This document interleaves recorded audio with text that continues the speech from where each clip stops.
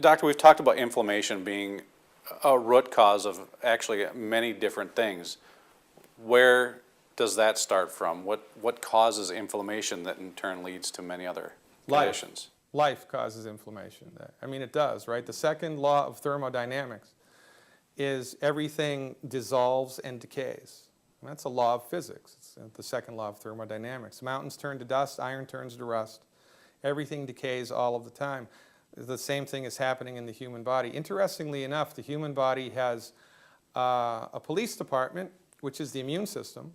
It also has a fire department, which nobody talks about, which is the body's ability to put out the fires of inflammation, which are a normal part of life.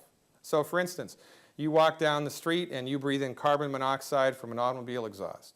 Carbon monoxide goes into the body and creates the formation of something in the body called a free radical. A free radical is an oxygen atom that's lost an electron. And an oxygen atom that's lost an electron will stick to anything. It's like metabolic Velcro. Now, when enough oxygen atoms stick to something, whatever it got stuck to becomes oxidized. And when something becomes oxidized, it ultimately becomes destroyed, right? That's why iron turns to rust. So oxidative damage inside the body is the main causative factor of inflammation. Now, if the body is properly nutrified, it can handle normal oxidative stress that's present just from walking down the street.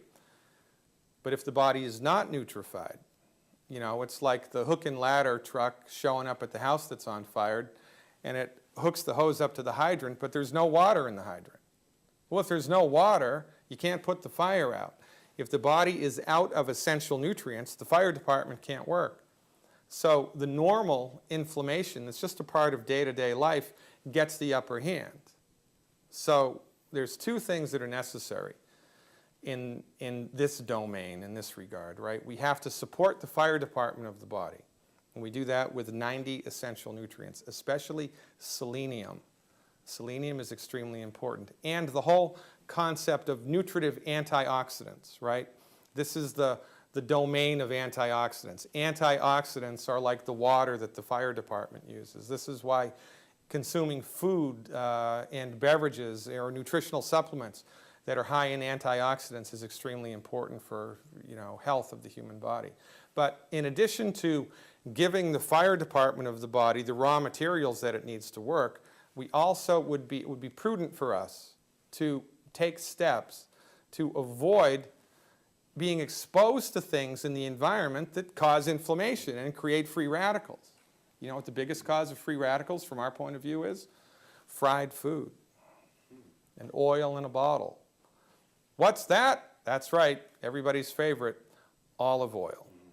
Oil in a bottle, salad dressing, eventually will oxidize. And when you consume anything that's become oxidized, you have free radicals in your body. So eating salad is like loading up on free radicals. And if you fry a food, forget it.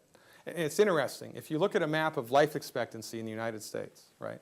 Life expectancy, county by county in the entire United States, the part of the country that has the lowest life expectancy, and it's dramatically so, is the Old South, the old Confederate South.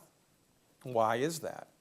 They've got the same education, they've got the same water, they've got the same sewer, they've got the same drugs, they've got the same insurance, they've got the same hospitals. Everything is the same except one thing. In the South, fried food is a religion. They eat more fried food in the South than anywhere else in the United States, with the possible exception of Native American reservations around the country, which are also extremely high in fried food. When you go overboard with fried food, you load your body up on free radicals. Your body does not have the raw materials to put those fires out, and so your body decays faster. This is why people that live in the Confederate South have the lowest life expectancies of anybody in the U.S., and nobody is talking about it except us.